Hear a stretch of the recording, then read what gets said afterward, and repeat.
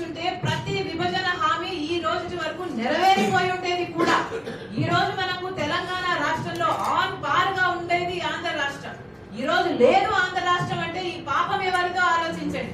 BJP party మాటిచ్చింది తిరుపతిలో, మోడీ గారు స్వయంగా మాటిచ్చారు తిరుపతిలో స్పెషల్ స్టేటస్ గురించి. మరి ఎందుకు మీరు అంత మా భక్తుంది అంటారు కదా, రామ భక్తులం ఇంకో భక్తులం అంటారు కదా, మరి మీరు పుణ్యక్షేత్రంలో మీరు మాట ఇచ్చి మీరే మాట నిలబెట్టుకోకపోతే మీరు ఎలాంటి మనుషులు? మీరు మోసం చేసిన వాళ్ళు కాదా అని అడుగుతున్నారు. అధికారంలోకి వచ్చింది చంద్రబాబు గారు, స్పెషల్ స్టేటస్ కోసం పొత్తు పెట్టుకుంటున్నావు అన్నారు, కానీ ఆయన ఆ మాటను విమర్శించారు. జగన్మోహన్ రెడ్డి గారు స్పెషల్ స్టేటస్ కోసమే అన్నారు, మూకుమ్మడి రాజీనామాలు చేస్తామన్నారు, కానీ అధికారం వచ్చినాక అధికారం అనుభవిస్తూ ఒక్క రాజీనామాలు కూడా ఎందుకు చేయలేదని అడుగుతున్నాం. వీళ్ళు కాదా బీజేపీకి మన స్పెషల్ స్టేటస్, మన పోలవరం, మన రాజధానిని తాకట్టు పెట్టింది ఎవరో ఆలోచన చేయాలి ప్రజలంతా.